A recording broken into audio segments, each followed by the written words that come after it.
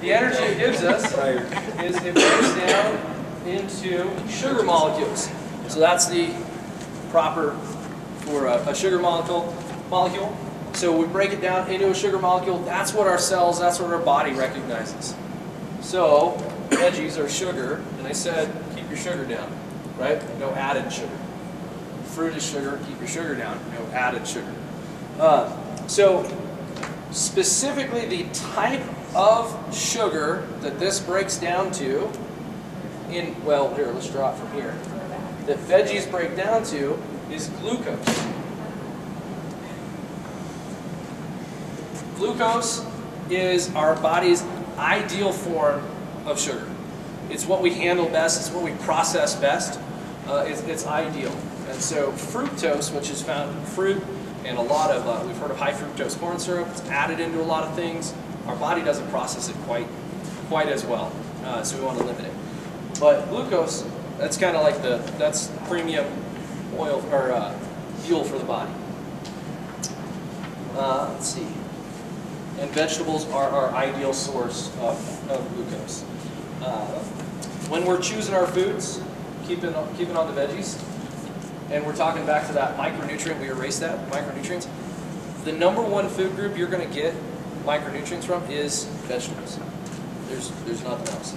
So while we said we don't have to have them to survive, it's probably a good idea to have them in there bountifully, just as much as we can.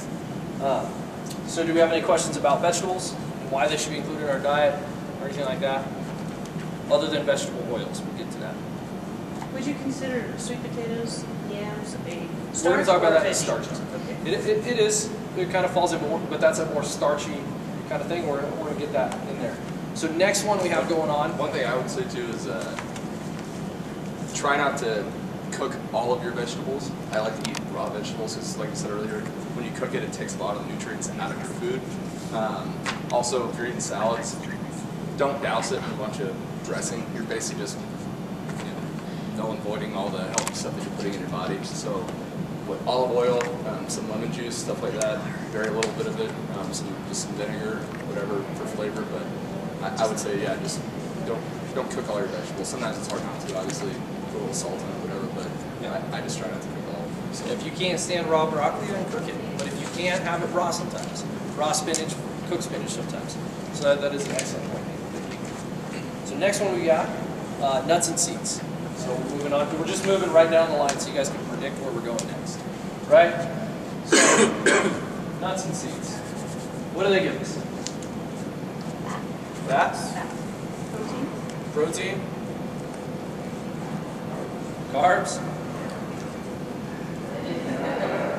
And micronutrients. That's right. So, one of the things we like to do is we like to make it a little simpler. We like to say, this food is that. It's not 50 different things, right? And so what we're going to do is we're going to talk about, with protein right now, nuts and seeds are plant-based, so that makes them incomplete protein sources. So we're not really going to count them as our primary protein source. They are incomplete, so they're not giving us all 8 of those amino acids that we need to consume from external sources. From carbs, there's just too little to even worry about, so we're not even going to. There is some carbohydrate in there, but if we're really trying to be strict and count how many carbs we're eating versus proteins versus fats versus everything, we're not even going to count the carb content of our nuts. And then, like I said, the protein's incomplete. So we're going to focus on it as a fat. The good thing about nuts is we said we need a healthy blend of all 3 of those fats: saturated, polyunsaturated, monounsaturated. Nuts are going to give us that, especially if we're rotating our nuts, right? And eating a variety of nuts and seeds, we're going to get a variety of different fats. So certainly some nuts are higher in certain fats and others in other fats. But by keeping that going, we're good. Now here's the catch. Nuts, we talked about a little bit over here. I briefly mentioned, nuts are high in omega-6s. So we don't want to be consuming them in mass quantities. Certainly not like we would vegetables, right? We want to keep that kind of under control. So nuts are going to raise inflammation in our body, We talked about like walnuts, macadamia nuts, things like that. They're only high in omega-3s relative to other nuts, but I want to say don't write nuts off. You need them. There's a lot of good, healthy properties to them. Just don't live on them, okay? Make sure we're getting those other omega-3 types of foods to counteract that, and that that's not the main staple in our diet. Remember, the main staple comes before the first comma, okay? Does that make some sense, people? What questions? Usually we have questions about nuts. One of the ones that I find interesting is when we're talking about, and like I said, I'm just hitting towards it right now with vegetable oils.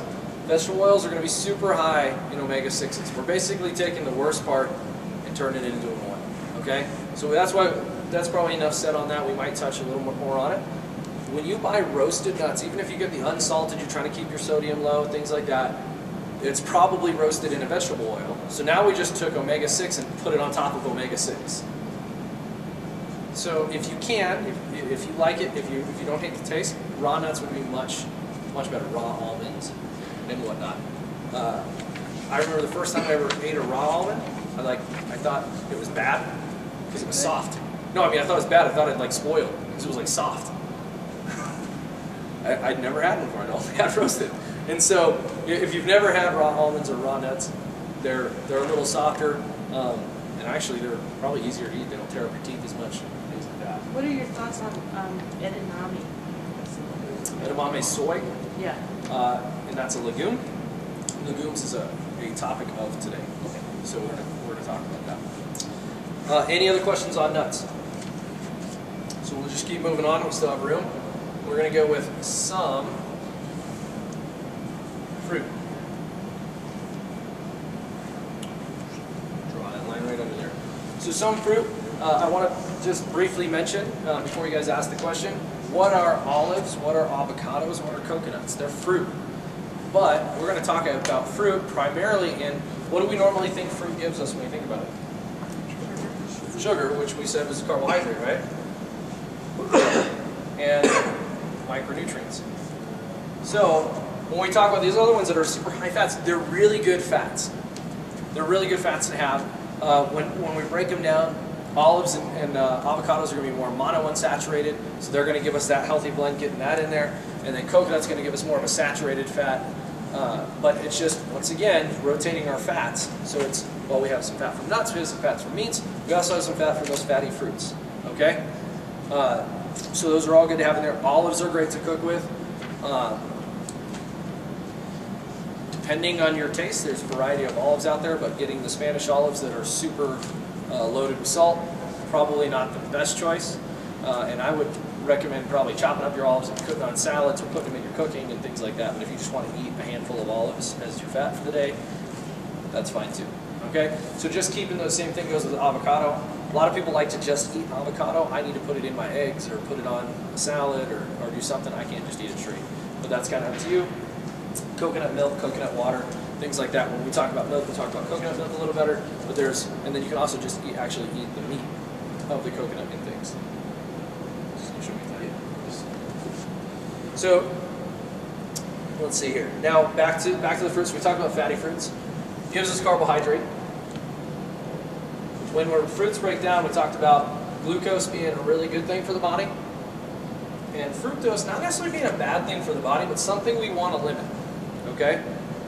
Another great thing that fruit has going for us, the high fructose corn syrup and sugary drinks and things like that don't have candy bars and everything, is that they all kind of contain that same fructose, you know, because that's the sweeter, tastes good, that's what we want, is fruit comes with a lot of fiber.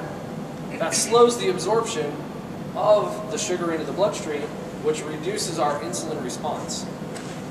Okay, so we want to keep insulin low. We didn't really talk about that yet, but when you bring in any sort of sugar, veggies, fruit, candy bar, whatever, it breaks down into sugar, breaks down into CHO, whether it be glucose, fructose, or a variety of others, lactose, it's found in milk, things like that.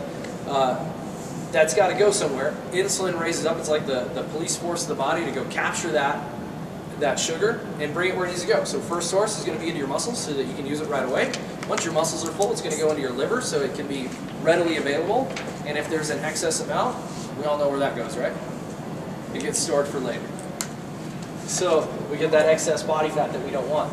Now, a little controversial, maybe people don't like to admit it or things like that, or if you work for the government, you tell people to eat certain things like grains and whatnot. They don't want, what we're finding is high levels of fructose could be that link to a lot of those diseases we talked about: cancer, diabetes, hypertension, heart disease, things like that. And the reason for that, one of them is the inflammation.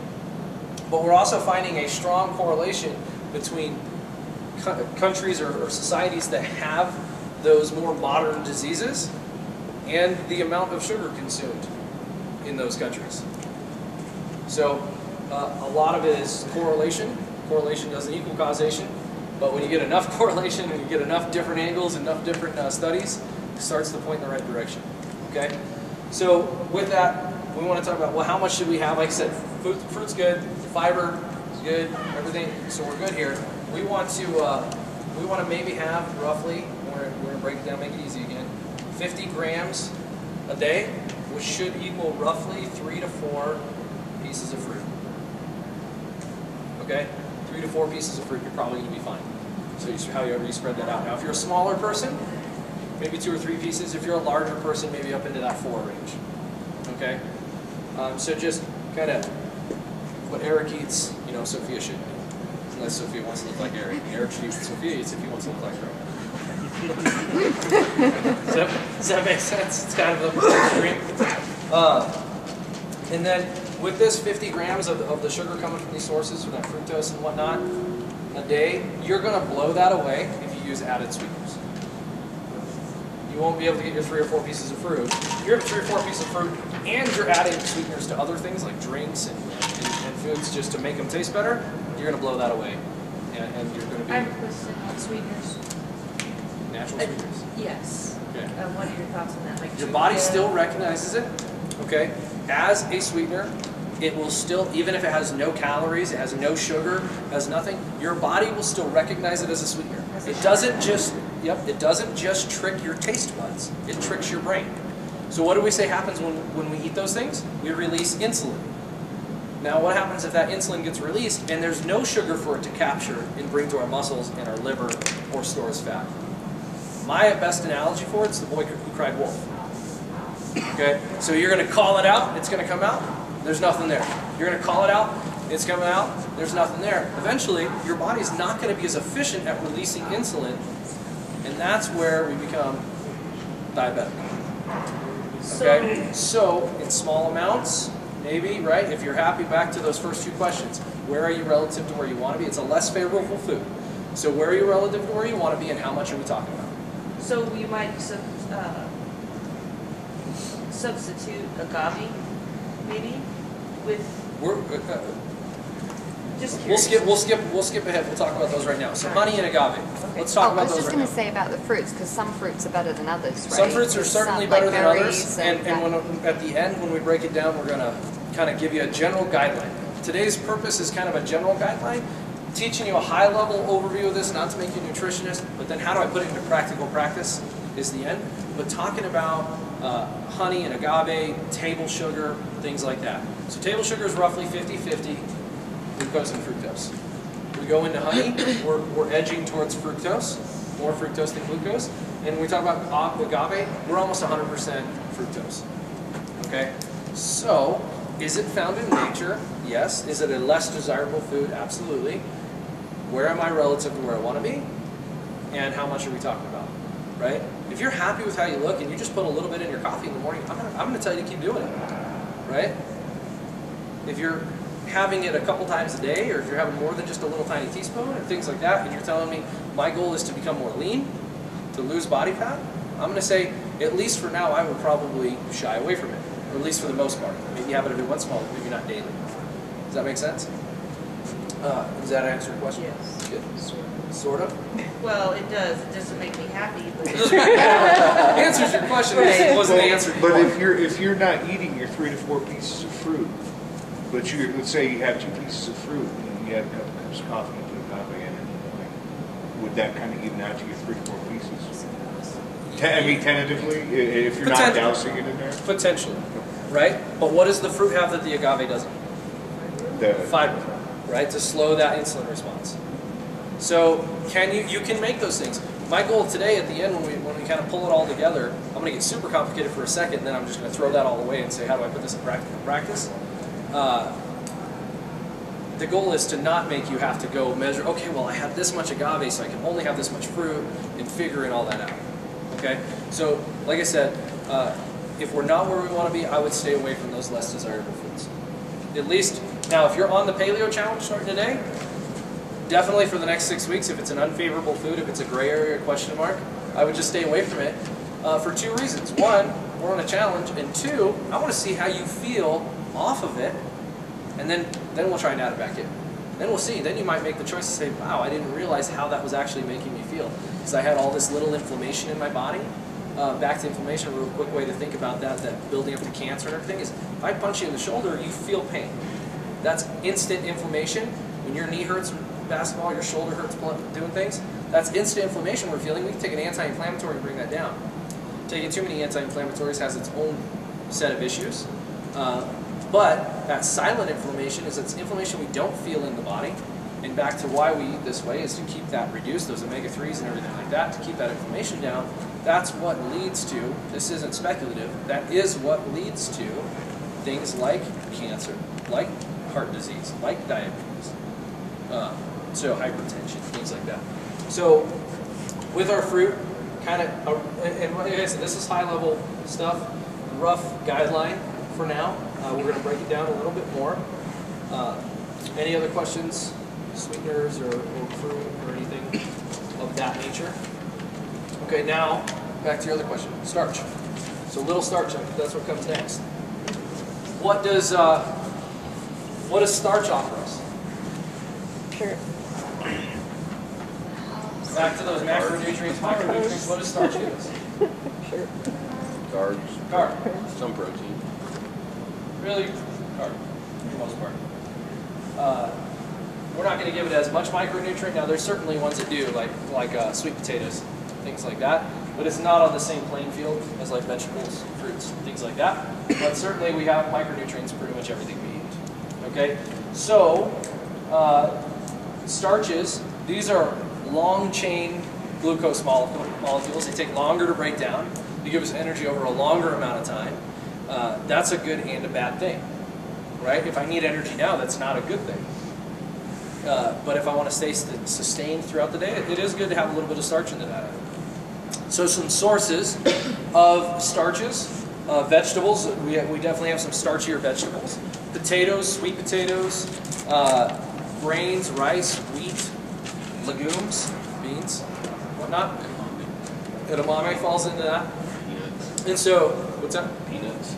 Peanuts are technically a legume, not a nut, and so they're a bean. So when we break that all down, and we say, oh, we just heard a few words that we're not normally supposed to have when we eat paleo, right? Grains, rice, wheat. What I would tell you, I'm going to break this in half. First, we're going to address the paleo challenge. Paleo in itself is a brand name. Lauren Cordain up at Colorado State University has been studying Paleolithic eating patterns for years. Probably the foremost person we got here in the U.S., arguably the world, about it. And he wrote a diet book. Every diet book's the same thing. This is how great I am, how smart I am. This is all the research I've done. These are all the people that have done my diet, and they feel great, look great. Here is my diet. Finally, I'm going to find out what it is after all this suspense. Here's a few recipes for you, and you're on your way, right? Now, that's, whether it's a good diet or a bad diet, I can make up something that's totally unhealthy for you as long as I tell you how great I am, that I've done some research, that I've had some people do it, that I tell you what to do, and I give you some recipes. I can sell a book. That is a diet book. I think if you go to write one and you go to the publisher, they say fill in this template. Every diet book I've ever read, good or bad, I agree with or don't agree with, falls into that. So the paleo diet is a brand name. There's many diets. In two senses, it's the original diet. If we go back to the Paleolithic times, it's all that was available. But if we just go back to the mid-1980s, or not 1980s, 1800s to late 1800s, some of you may have heard this, but probably not. There was a diet called the Banting diet. It was the first widely published pamphlet that said this is how to eat. I don't think it was quite as long to say this is how great I am in research and all that. It was just a farmer that basically said, I found out when I cut grains and bread and potatoes out of my diet, I started losing weight. So you should do that too. So a lot of people started doing that. Pretty much every diet up until about the mid-70s followed that same thing in a rough sense. And then in the mid-70s, the American Heart Association came out and said grains are good for your heart. The USDA hadn't taken an official stance on nutrition, and they kind of hopped on board with them, and that's what you've been told to eat, the food pyramid, ever since. In about just a brief thing that I found interesting when I did a research paper on this recently was about 1989 or 1990. This, remember, in the 70s, when they took the stance. 89 or 90, they put a 700-page report out saying, we're going to prove that it's good for you for weight loss, for health, for everything. That grains are good for you. And about the end of the millennium, about 99 or 2000, somewhere in there, they didn't put a 700-page report out that said that we were right. 4 project leaders later, in 10 years, they put out an inter-office email that said, we're not going to pursue this anymore.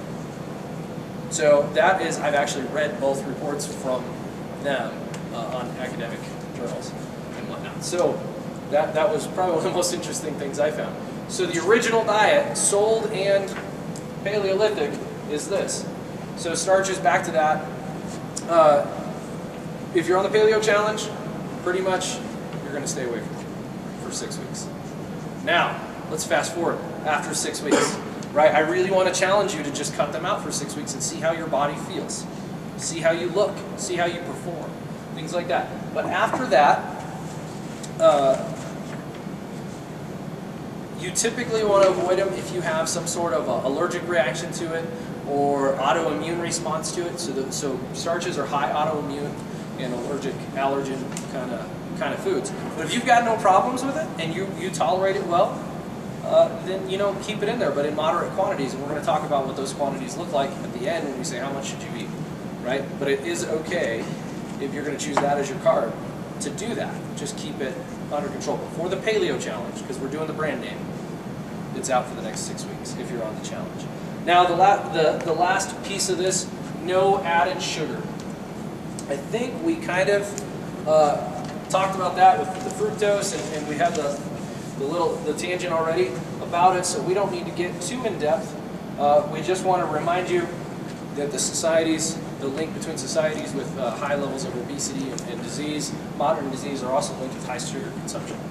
So we want to limit how much we add, if any. If we can eliminate and just say, I'm not going to add any sugar to my diet, that would be ideal in any form.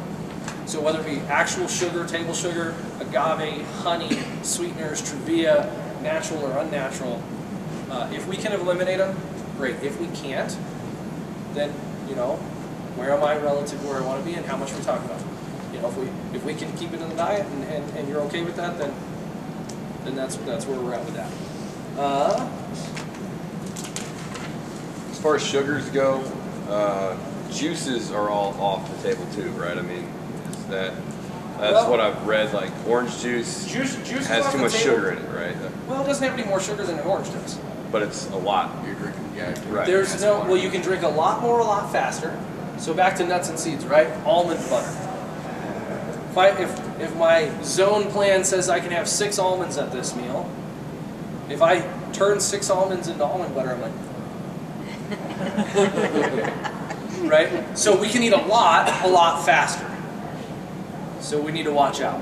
So on fruit, when we juice fruit, we strip the fiber. So now we're back to just a simple sugar with unregulated access to our bloodstream, to our insulin levels, okay? One compromise that I've kind of come up with is if you're juicing your own fruit and vegetables and whatnot, and you're stripping all that fiber out, you have the pulp right there. Preferably, cook it into something in that same meal. Don't have the juice now and cook your pulp. Put your pulp in whatever you want later. Now, after the 6-week challenge, Even within the 6-week challenge, I know some people will do like paleo muffins and pancakes and things like that, using only almond flour, or the way I make my paleo pancakes is almond butter, bananas, and eggs. So you look at it like that. You can throw some of that pulp in those things. So you want to have a glass of orange juice and you made it yourself, fresh squeezed, whatever, take the pulp and throw it in your paleo pancakes. That'll sweeten them up. You won't need any syrup or agave or honey on them. And so that might be a better option. But by and large, juice, especially just by itself, not great, because you can consume so much so fast and you have no fiber to regulate. Okay. Now we talked about vegetable and oils, and also seed oils fall into that. We're kind of taking the worst part of it and making it into an oil. High omega-6s, high inflammatory things we want to avoid. So which oils should we have? Those fruit oils. Olive, avocado, what was that other one that we had there? Coconut. Coconut, there it is. So those would be our better options, right? Flaxseed is one that would probably be better than other seed oils. And what we're looking at is that omega-6 to 3 balance again. The average American diet has about a 15 or 30 to 1 ratio of 6s to 3s. We want 2 or 3 to 1. So that's far off. Olive oil is up around a 9 or 10 to 1. And that's our best. The other ones I mentioned get better. Everything else is above. So the only one that kind of is a catch-22 in a way is canola oil. Canola oil is 2 to 1. It's perfectly balanced. It's made to be perfectly balanced. And that's the key word. It's made to be perfectly balanced. It's not, it's genetically modified soy is how they make it. And so it's not a natural oil for us. We make it. So kind of the dirty about it is it contains uric acid. I don't know if I said that right, but high amounts of that are linked to heart damage. I'm not saying if you cook with olive oil you're going to get heart damage. I mean, with canola oil you're going to get heart damage, but high amounts of that acid are bad for you. So if that's your primary source of oil, we should probably change that. It's genetically modified, and it can cause allergy symptoms in a lot of people, a lot like some of those starches. So I would say stay away from canola oil. Stay away from roasted nuts, because that's, once again, in the vegetable oils. And then when you're out to eat, Nate kind of mentioned this a little bit earlier, is when you're out to eat, using olive oil or just cooking yourself, don't douse your veggies, but put a little bit on there for flavor, but really focus on that lemon juice or that vinegar or something like that. And one of the things I thought was a pretty good idea is I hadn't even thought about this. When you go to a restaurant and you order a salad, if you're getting the normal dressing, it's loaded with oil, but typically those vegetable oils, those cheaper oils. If you say, well, I want vinegar and oil, which is what I always do,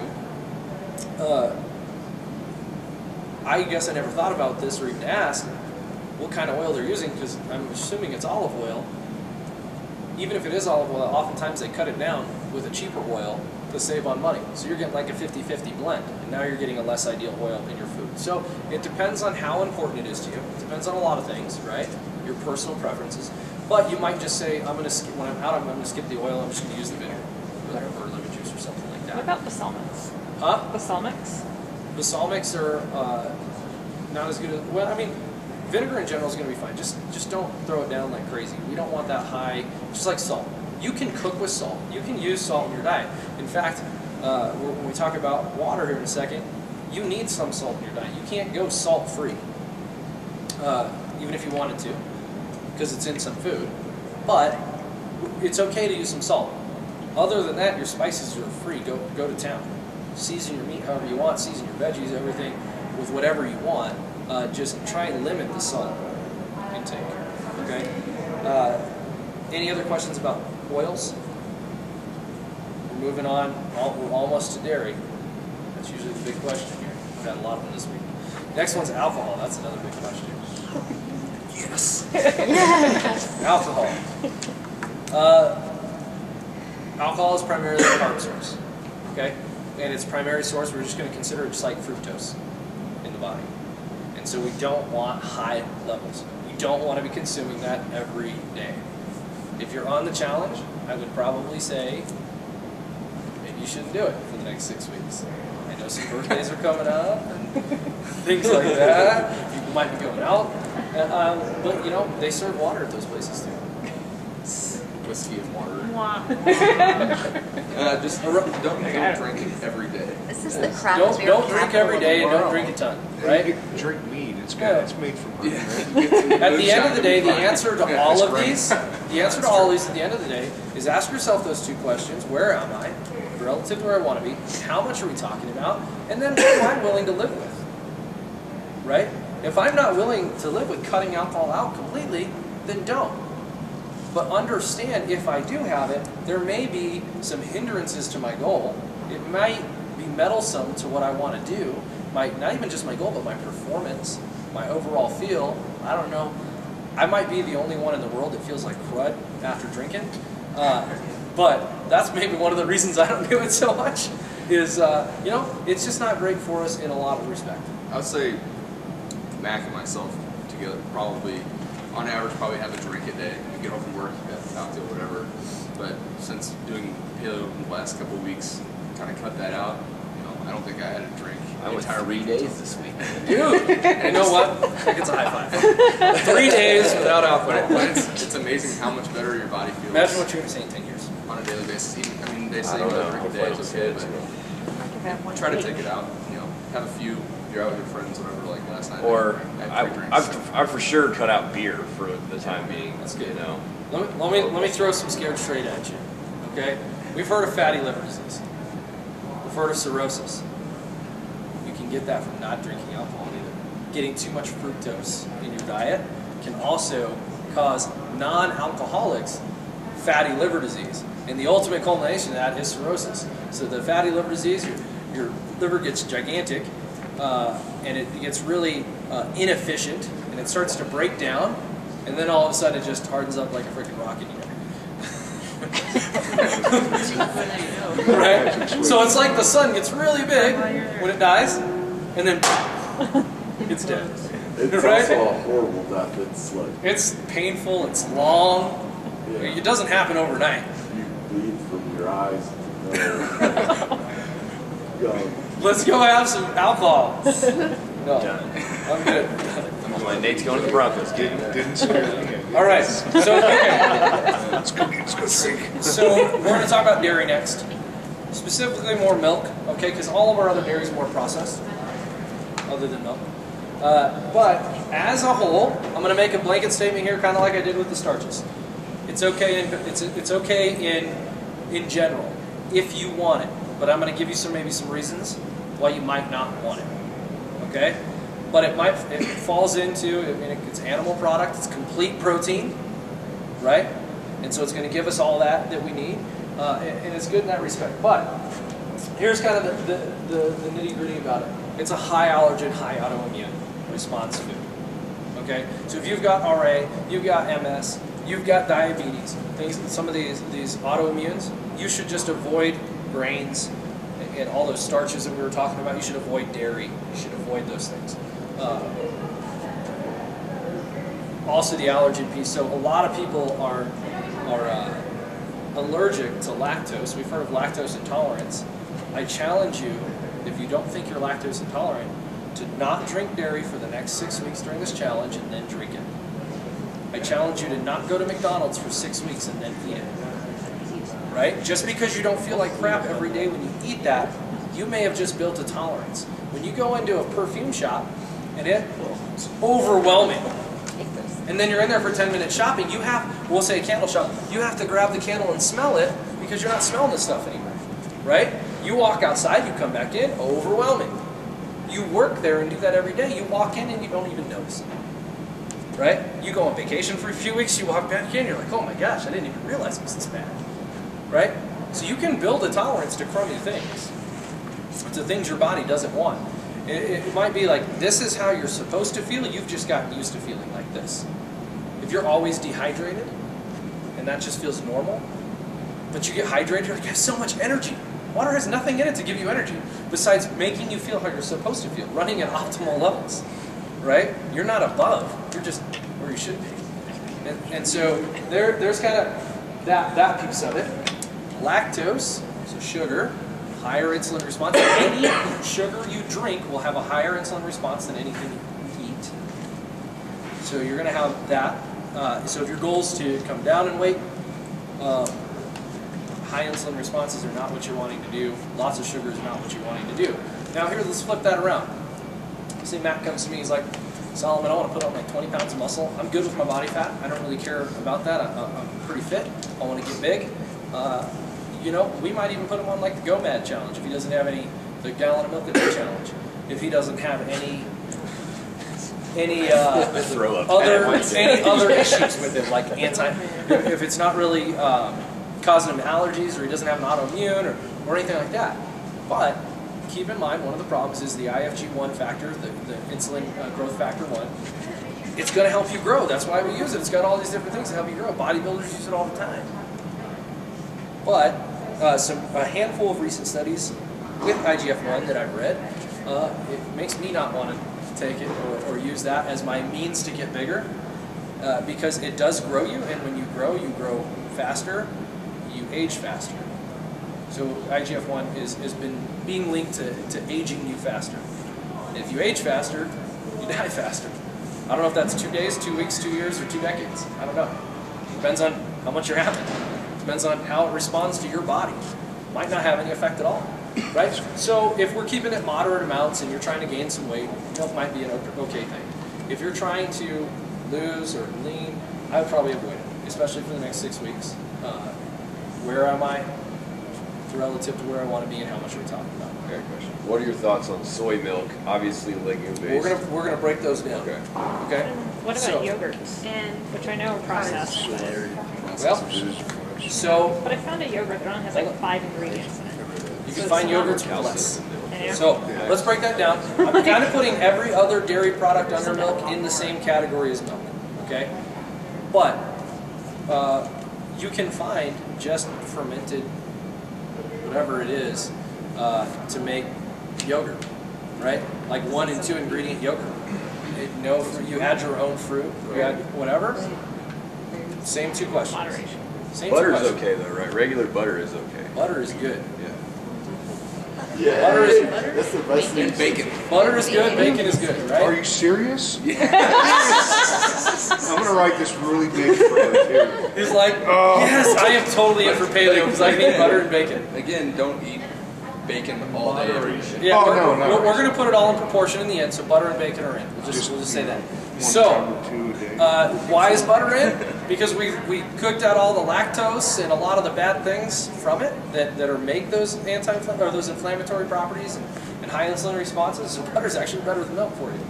Okay, but like Nate said, I wouldn't just go start eating butter constantly. Unsalted butter. Real butter Real versus like unsalted the butter. fake crap they've come out with. No margarine. Don't get the Betty Crocker.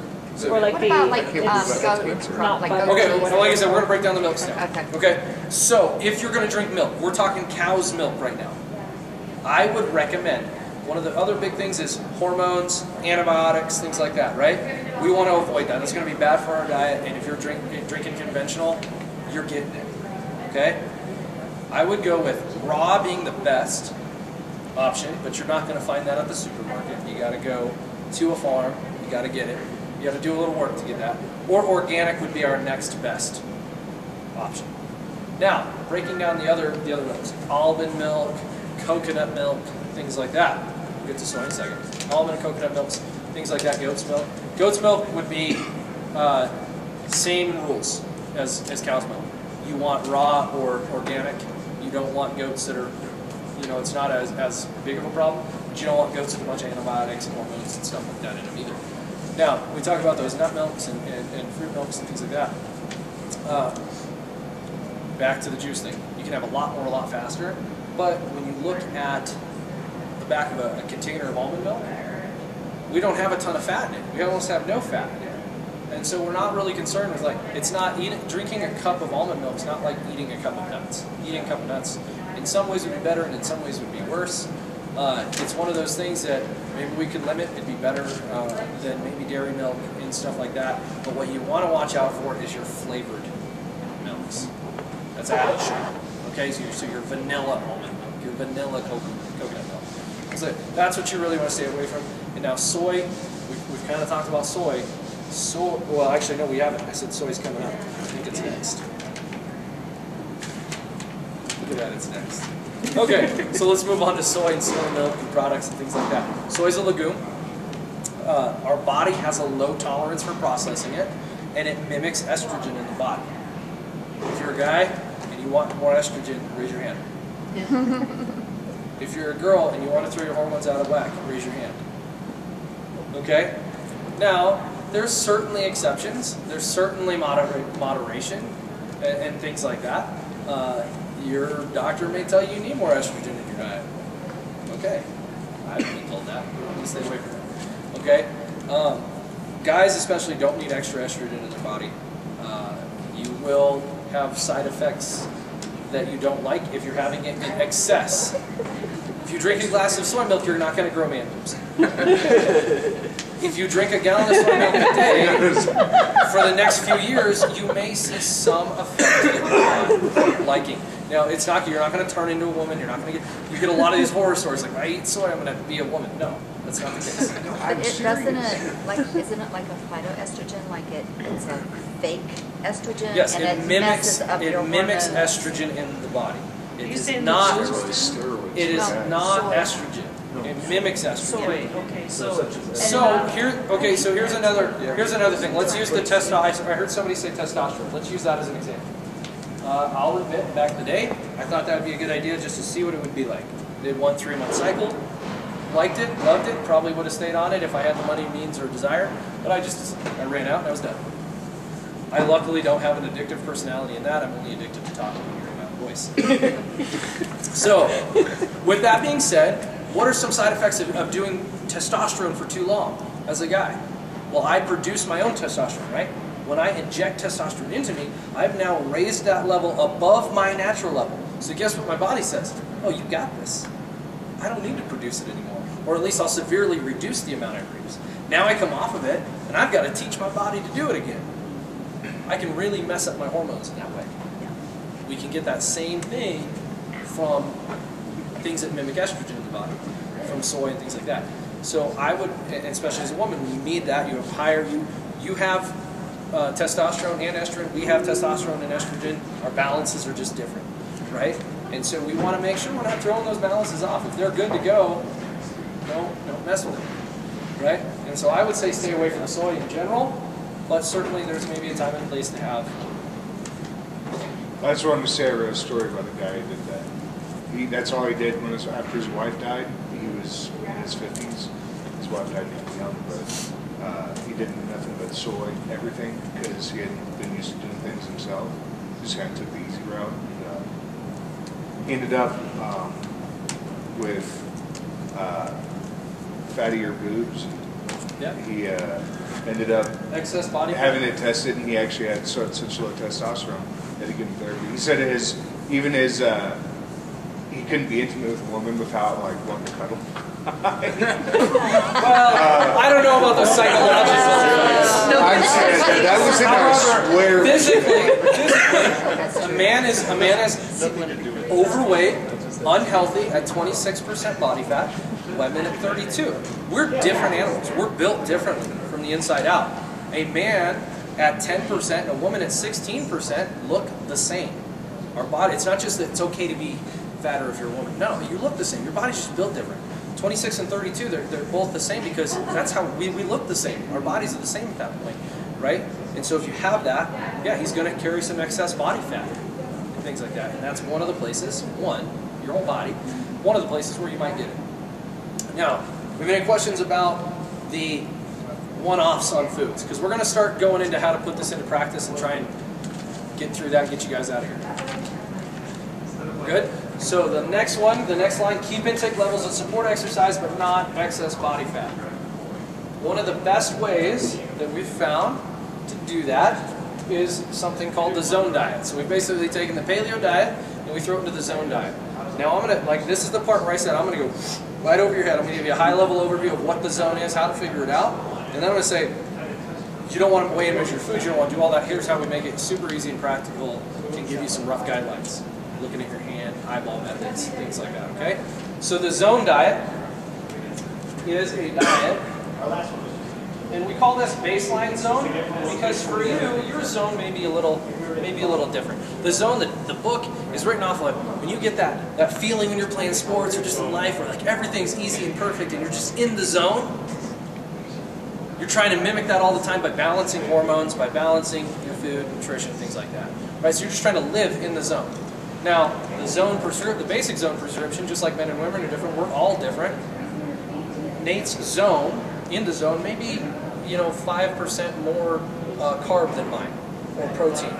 And he might just find he just performs and lives and feels and looks better with a slightly different nutritional profile. But you don't know that unless you try one first and then alter from there. So this right here, 40-30-30, is our breakdown. 40% of our diet should come from carb. And this is baseline zone, 30 protein and 30 fat. Now, after we try that for a little while, we're being diligent, we're tracking what we're doing, and we're finding a way to assess our body fat, our performance, our sleep patterns, our everything. Then we say, you know what? I feel tired all the time. Maybe I need some more carbs. Or I feel like my muscles aren't repairing fast enough. I'm sore for too long after workouts. Maybe I need some more protein. There's only 100%, so if I add, I have to take away. And we just mix it around. And I would say that no matter what you do, stick with it for at least 2 or 3 weeks. Give it a chance. Be diligent with it. Don't cheat on it. Just see how it goes. And then make some changes. Do I feel better or worse? Do I want to go back to baseline? And that's kind of a lifelong thing. And I recommend this. This is the harder part of it. The challenge is more about eating paleo, following the top line, and the second line based on just, am I going in the right direction? This is going to give you a way to kind of keep yourself in check. Okay? So fat, protein, carbs. Now, in the zone diet, we break everything down into blocks. Okay? So when we have a block consists of 7 grams of protein, 9 grams of carb, and 1.5 grams of fat. So that's one block. So a lot of times people get confused. We talk about a block of protein, a block of carbs, a block of fat, and they think that's 3 blocks. This is one block. So if I say eat 15 blocks, you're going to factor each one of these out by 15, not 5. Okay? Because if you will die. You will starve yourself to death. Eating 5 blocks of food a day. Okay? So that is anorexia to the extreme. Now, when we do this, most of us have a goal of trying to maybe reduce some body fat. That would be the goal for most people. And so what we're going to do as a baseline, a quick way to figure out, well, how many blocks do I need in a day? We figure out your body fat percentage, and we take 10% of your lean body mass, and that's how many blocks you should have. So as an example, if I weighed 200 pounds, and that was 10% body fat, I would have 180 pounds of lean body mass, right? That would equal 10% would equal 18, sorry, blocks. 18 blocks. So that means I would have 18 blocks of this, 18 blocks of that, and 18 blocks of that. And we keep this together. So I'm going to have a meal, and I'm going to have 5 blocks of the meal. I'm going to have all that together. 5 of each as it goes. So this is the high-level understanding the zone, right? I sent you guys some documents that had things in there. There's the zone the zone calculator. Some go-to ways to do this easy is this is so if you wanted to, you could break down the math on anything you want. But I gave you that calculator so you don't have to do this portion. You can skip it. We know that most of our meats, 1 ounce is 1 block. Some of our fattier meats, fish, bacon, sausage, things like that, we're going to take 1.5 ounces, right? Carbs in here, you find your go-tos. Things like, I know that half of an apple is a block, so an apple is 2 blocks. I know 3 almonds, and this is what I know. 3 almonds are a block of fat, right? So I find my go-tos, and if I don't have a go-to, I can look it up on that chart. You know, so as you go, it evolves. But let's get rid of this now and put it into a more practical sense. Let's put this in a more practical sense. Say when I'm eating, and I don't want to weigh and measure my food, and I'm traveling, and I don't want to put my scale in the suitcase and do all this stuff, and I don't want to be the weird person at the restaurant that pulls the scale out of my purse. You'll lose all your friends. Experience. I'm Nate's only friend. Only because you do it too. Yeah. Only because he asked me because we're roommates. Yeah. Well, your other roommate even gave up on you. Yeah, I know. That was a long time ago. Oh. Okay, so let's break it down. We need to have protein. We know, just to hit it home, for zoning, we need to have fat, proteins, and carbs at every meal. It's not protein, sometimes fat, sometimes. That would still fall into the paleo. Like you're like, hey, I just want a handful of nuts for a snack. That's not zone, but that is paleo. So it depends on where you're going. The challenge is more skewed towards paleo. I'm more concerned with getting clean food in your body. This is the next step if you want to try it out. And I encourage you to try it at least for a meal here and there. See how it goes. So protein. So here's practical. Doing it out. I want to think of my palm in thickness and size. Size and thickness, that's about how much meat or protein I should have at my meals. And we skipped over how many meals and stuff we should have, so we'll get back to that in a second. So protein. My next one's going to be my carbs.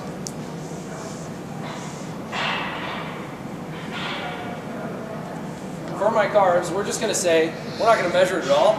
If it's a green vegetable, you can put as much on your plate as you can possibly fit. Just eat it. Okay? Throw it on there. So, as much as possible. Damn it. We took the R out. So, as much as possible. With that, we move on to more, still in the carb, but we're going to move on to more of those starchy or sugary things. And if we're having low density things, low density, so our fruits and our starches are falling in here now, okay? If we're having low density fruit, beets, things like that, things that are kind of squishy, right? We're going to say you can have 2 fists. Do that? You have 2 of those. We're still on the same meal. You're going to be shocked at how much food you can eat and get so many few calories and meet your goals. You're really going to be shocked that you're going to feel like you're overeating and the pounds are going to fall off. 2 fists. That's for low density. Now, higher density things, sweet potatoes, regular potatoes, rice, things like that, we're talking about 1 fist for high density. Okay? And then our last one is our fat. Our fat, we're just going to say, if we make this little cup in our hand, make that little cup in the hand, that little crease right here, this little pocket, we're just going to say fill that up. So for an average person, it's about a tablespoon. I could probably fit 3 almonds in there, maybe a little more. You know, if you're a bigger person, you're going to fit more kind of, I'm filling this, not just this tiny little thing. I'm filling this, right? So I could maybe fit 6 or so almonds in there for my hand, maybe 9, a tablespoon of olive oil, things like that. So remember, we have other fat coming in our protein, right? And you can alter things and move them around. Depends on if you're zoning or paleo or doing both. Okay, you can zone McDonald's. Ew. You can get proper balance of protein, fat, and carbs at McDonald's if you do it right. You just have to do a little research and math and figure it out. You can go make it happen. I wouldn't recommend it. I recommend, obviously, that you zone your paleo, or at least at a minimum, just paleo. You don't worry about the zone. So our fat is that crease. Okay. So, how many times should I eat a day? I have some fairly. We're kind of wrapping up here. Oh, I'm almost on time. We're only 3 minutes over so far. So, we want to have 3 to 5 meals a day. Okay, 3 to 5 meals a day. With that, if I am an average size or smaller size woman, we're going to say I should probably have 3 blocks meal. Okay? When I go and I bump that up and I say, so this would equal about all these proportions that we just talked about. But if you're doing the math and going hardcore and weighing and measuring your food and traveling with your scale, this would kind of back to that. If I'm a large woman slash average man, so we're not just talking large woman in the sense of body fat. I mean, if we're just a stout, strong woman, then we should eat a little more, right?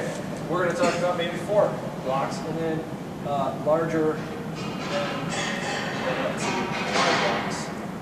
So I like the 5-5-5. Never eat more than 5 blocks. Never go more than 5 hours without eating. And I don't remember what the other 5 is, but it's something along that line. So we want to kind of keep things limited. Now, when we're doing this, say we start with this baseline stuff, right? And your goal is not to lose weight, you're dropping weight. Add another meal in, or increase in a block, right? Say you want to go the other way. You're not losing any weight. You're eating 5 meals a day and 5 blocks. Well, maybe you only need 5 meals a day for 4 blocks, or 5 blocks for 4 meals. So that would be, if I went 5 by 5, that's 25 blocks a day. That's gaining. That's not losing, right? And so back to that 18, if I'm a 200-pound person, 18, if I'm 10%, 200 pounds, 18 blocks is where I should be. 5 by 5 is over that. Now, say my prescription comes out, and I should have, I'm a woman, and I should have 12 blocks a day. And if you're doing paleo, you're, like I said, you're going to be stuffing your face and you're going to be losing weight. But say you're just always hungry, which you're in a deficit, your body's used to bringing in enough energy to sustain this mass, and I want this mass. I need to be in a deficit. I need to feed my body to not support that excess body fat. This doesn't mean promote excess body fat. Don't even support the excess fat that you have if you don't want it, right? But you're like, I can't, I'm just starving all the time. Maybe start at 15 blocks and then move yourself down to 14, 13 to 12, or move yourself down around from that 15 to 13 to 12. Or, you know, just graduate it down so it's a little bit more manageable. Play around with it. If you're not seeing what you want, then we need to change. It's not always just what we eat, although that is a huge portion of it. It is how much we eat, right? And we can just balance that out. We kind of have our baseline. We said, okay, so let's eat 15 a day, so I'm going to have 5 meals with 3 blocks. And this too, I mean, this, like you said, there's some variance because of the 3 to 5 of how, whether it's weight gain or weight loss. I mean, a guy on this right here could gain or lose weight depending on how many meals he's eating, and or girl. So do we have questions about that? Like I said, this is not, this is the easy way to do all this. We just backtracked, okay? So at the end of the day, this is kind of the easy way to say, I'm eating enough, 3 to 5 meals a day. And you can still, same thing, you're like, yeah, I'm only gonna have 1 piece of fruit, not 2, because I want to cut down a little bit more, or whatever. You know, I'm not seeing the results I want. Maybe a little bit less than my whole palm, or vice versa. So I got kind of lost with the block thing. Yep. So was that on the left there, is that equivalent to like 1 block No. This is equivalent to your whole meal. of the meal? This is your meal. This is the easier way to figure out your whole meal. So there's a dividing line between here. This goes with that 7, 9, 1.5. I just forgot I came back to this. Okay? So if I want to figure everything out myself, this was protein, carbs, and fat. What I would want is, this is 1 block, having 7 grams of protein, 9 grams of carbs, and a gram and a half of fat. That's 1 block, that's 1 ounce of chicken, half an apple, and 3 almonds. Okay? There's like a real life, wrap your head around how much food we're talking about. Okay? So if I was going to have 3 blocks, if I were going to eat those same things, I would eat 3 ounces of chicken, 1.5 apples, and 9 almonds. 3 blocks. Okay? Does that make, now I don't want to dwell on zone. If you've got paleo down and you want more attention, really understand zone, I'd be more than happy to work with you guys one-on-one or just stick around a little bit. But the meat and potatoes of today is eat better, make better quality foods, understand why certain foods may be less desirable or favorable in the body or be meddlesome to our goals, and why other things might promote it. But this is a way to do that. Now, the first step, and we've seen this, I've drawn it a few times, sickness, wellness, fitness. When it comes to your goals or anything, your health, we can pretty much plot things on here any way we want. So if we take your heart, your blood pressure, right? It's going to fall somewhere between sick, well, and fit. We're going to take your diet, the way you eat. It's going to fall somewhere between sick, well, and fit. And so if we want to get an idea between what is what, and this is what might shock some of you guys, is this here, eat meat and veggies, nuts and seeds, some fruit, little starch, no sugar, is wellness. Might have just blown some of your minds thinking that was fitness. This, logging your food, weighing and measuring, having a macronutrient profile that we can alter, that's fitness. That's moving to fitness. That's trying to achieve fitness. That just because you did it doesn't make you fit. We're using it to move us further along the continuum, right? So we might do it first in what we call in CrossFit baseline zone. May only put you here. You don't fit the best. You need alteration, and we alter it. And maybe we make the wrong alteration and go backwards, or we make the right alteration and now you're up here, but you're still not quite there, right? And finally we dial it in and you feel good, and that's just what you eat until your body changes. And over time your body changes. It doesn't change next month. It changes over time. And you just as you get older, as you get more muscle, or as you get less body fat, your needs may be different. And to stay there, we may have to alter again. You know, you start to feel like, man, I've been feeling good for the last 6 months, but now I'm starting to feel funny. Well, maybe we need to change something again. So that's how we get to fitness on our sick, well, fit. And we kind of all know how we get to sickness, right? Ho-hos, donuts, no more Twinkies, they're gone. McDonald's, Taco Bell, stuff like that. That's sick eating. Okay? So you can zone McDonald's, but you would still be, you might be here if you zoned McDonald's. Okay? The okay, so that's the kind of the conclusion of what I wanted to talk about, how I wanted to go over it. I wanted to make sure that you guys understood a baseline or a high level knowledge of your food, and then how do we put it into practice. Do we have any questions? I actually have a question about the low density, high density food. Yep. So if it's squishy, if it's low density, I think of fruit, like most fruits, right? Some fruits are more starchy than others. Right, but just fruit in general versus like a potato. Like even an apple isn't so hard to bite into, but a potato you might get your tooth stuck. That's a more dense food. It's just literally density. Okay. Right? Okay. I'm less dense than metal. Okay, so but you can have 2 fists of like fruit. Yeah, like fruit. Most fruits. And 1 fist of like a potato or. Yeah. So if you're gonna have a sweet potato, so back to putting this into practice. Like let's wrap our head around what our plate would look like, right? My protein, now I'm not going to start protein, get my fist or my palm, right? That much right in there, put it on my plate, load the rest with vegetables, and then have no room for the rest of my food. So basically you're going to load up the vegetables at the end. Now we also don't need that standard plate size that kind of looks about like that, right? So that's another way we can alter our intake, have maybe a little bit smaller plate.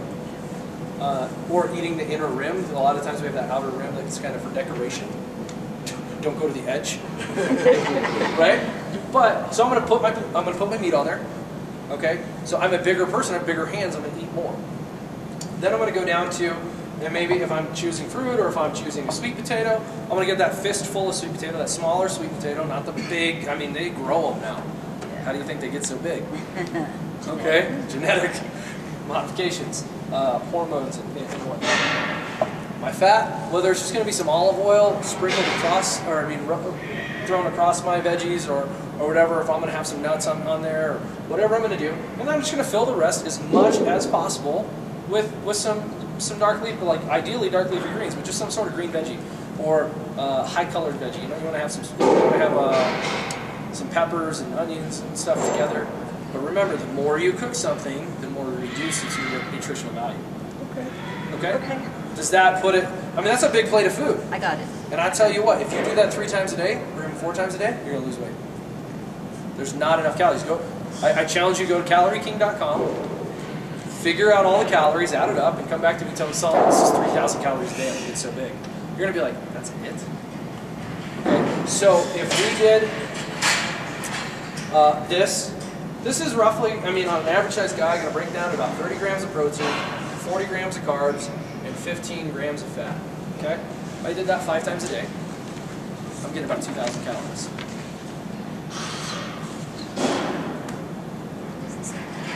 So, you're going to stuff your face and you're going to lose weight. That's my challenge to you. And we're not talking about exercise with that either. We'll lose more weight. Not even. What's that? So we're not talking about exercise with that either. We haven't talked about exercise with this, and actually that's not the conclusion. Nate was supposed to remind me of this. But anyways, the 2 things that these are quick. The part of your challenge, hydration. Well, 3 things that exercise here: hydration, sleep, exercise. Okay. Maintain levels that support exercise. There's your answer to that one. If you don't have energy for your workouts, then you're not eating enough. Okay. So that's plain and simple. Listen to your body. The listening to your body, that holistic approach, is going to answer most of your questions. If you don't know how to interpret what your body's saying, ask me. You know, I may not have the exact right answer, but I'll help you interpret it the best I can. Get there. Hydration.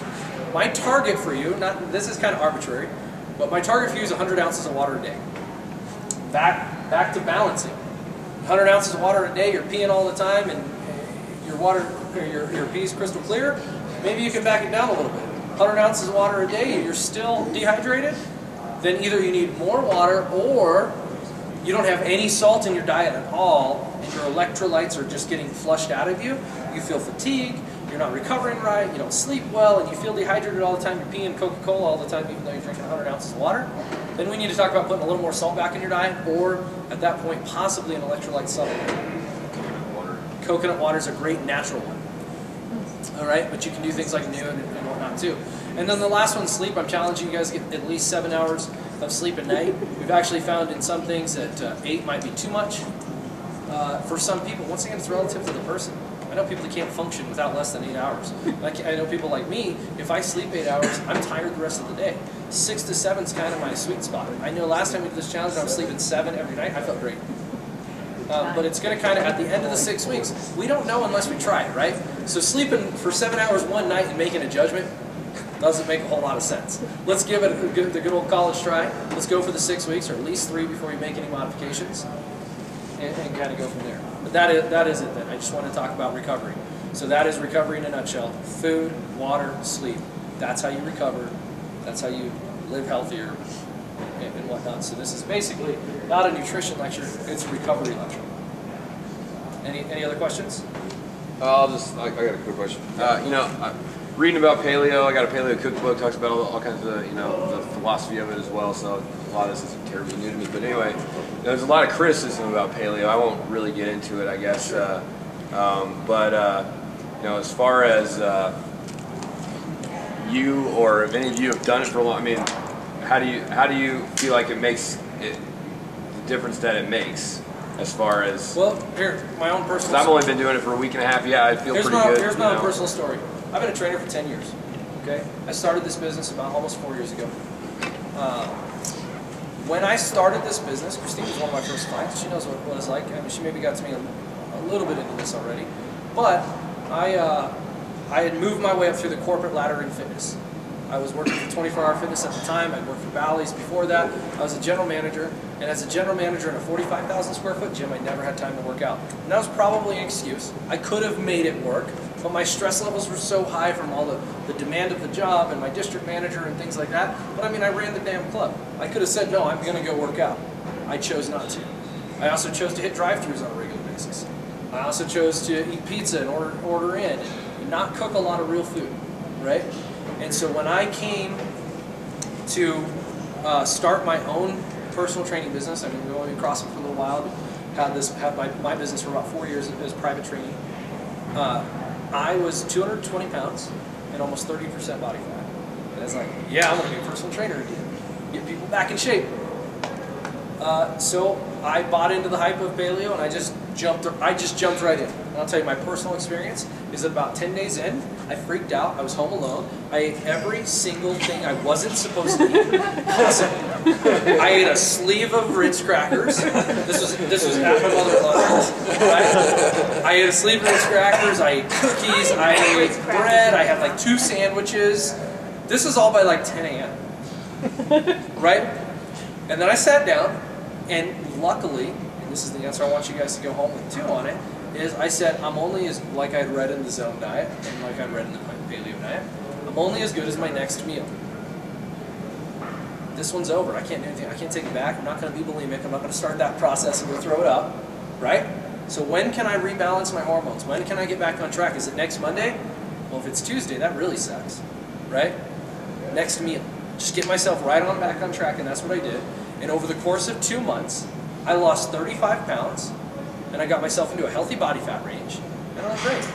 And have I fluctuated over the years? Have I come off of paleo and gone back on it? Yeah. Would I like to say I have the discipline to live there? I'm hoping this is the time, because over the time, I didn't just read in the beginning, I just continue to educate myself. And the more I educate myself, and one of my beliefs is the more you understand something, the more likely you are to adhere it.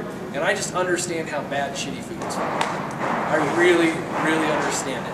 And luckily, my wife is kind of getting there too. She's really understanding it. And I think as a family, we're kind of on board now. Is it going to be perfect? No. I didn't talk about cheat meals, but just real quick on cheat meals, I have 3 rules. Do it, plan it, don't go overboard. Okay? So, cheat meals are fine, even over your next 6 weeks. You get points for meals, so you just wouldn't get points for that meal. Whatever. You want to have milk, I'm saying stay away from those things. You just don't get, well, milk would fall in paleo. You can still give yourself points for that.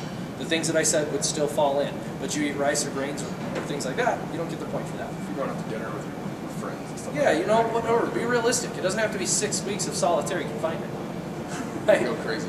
You will go crazy. You'll go about 10 days and you'll freak out. You'll eat everything in your house that's not supposed to be there. And so, plan it. Okay, do it. Keep yourself sane, do it. It's okay. If you're eating 5 meals a day, 7 days a week, that's 35 meals. One freaking meal, 2 or 3 meals a week, not going to kill you. Not going to totally rewrite your goals, right? Plan it. That's not a physical thing. That's not, I planned to go to lunch with Nate tomorrow, and we're going to have Chipotle with tortillas and rice and everything. But then today, Matt came up to me and tempted me with it, so I decided to go with Matt today, and Nate and I will reschedule for next week. Physically, my body's fine. I still won't cheat at the same number of meals. Mentally, it gets easier and easier, especially if I'm just starting this out. It gets much easier to just give in. So plan it. Stick to your plan. If something absolutely comes up, right, like I didn't know my wife was having people over for dinner and they made spaghetti tonight, I'm not going to be a jerk and say, well, I'm going to eat this. You know, make my own food. I can't believe you know. And I'm just going to do it. And then that would be a situation where I'll just move my tomorrow's cheat meal to another day. But overall, don't fall into that habit. Don't make the excuse. And the last one is eat whatever you want. It's your cheat meal. It's your cheat meal. Just don't go overboard. You're going to have pizza. Don't eat the whole freaking pizza. Right? Have a piece or two. Satisfy your craving. Move on. And it can be lunch. It can be breakfast. It can be snacks. It can be dinner. It can be whatever you want. It can be alcohol. It's your cheat meal. You do what you want with it. Plan it. Do it. Plan it. Don't go overboard. That's it. Any other questions? You guys are afraid to answer any question now. Like, I want to go home. I'm hungry. Well, one thing I'm following up on, one thing I read, like, seemed like paleo had some criticism, actually ranked really low in like a recent thing from U.S. News and World Report, like all these diets ranked really low. And whatever I've read that was criticizing it also came with, well, there wasn't a ton of research to back up any of this either. So you find that with a lot of things. I guess. And the problem is, there's just not a lot of research. Right? Like I said, the USDA spent 10 years trying to prove their things right. They got actually, all of those reports over the 10 years did get posted. They found a lot of evidence for paleo, for not eating so many grains. We're not. This isn't a conspiracy theory meeting. That's Tuesday nights at 7. But the government pays for grains, subsidizes grains. They also promote you to eat them. I don't know if those two things are linked or not. You get lobbied by Monsanto. Yeah, companies like Monsanto. It's just like cigarettes aren't going to become illegal. Too many people make too much money and they can afford to buy the laws that they want. Like I said, 7 p.m. on Tuesdays. Any other questions? Good. Everybody looks like they're packing up. I appreciate you coming. If you have any questions, text, email, in person, call me, whatever. I'm here to support you guys over the next 6 weeks. All right. Thank you, Sally. Post questions and recipes on the there's not a special website, just the West Metro CrossFit Facebook page. Just post them as new threads every time. Every recipe is a new thread, so everybody can benefit from what you're finding. Right on. Cool. Good time. Yeah, I know.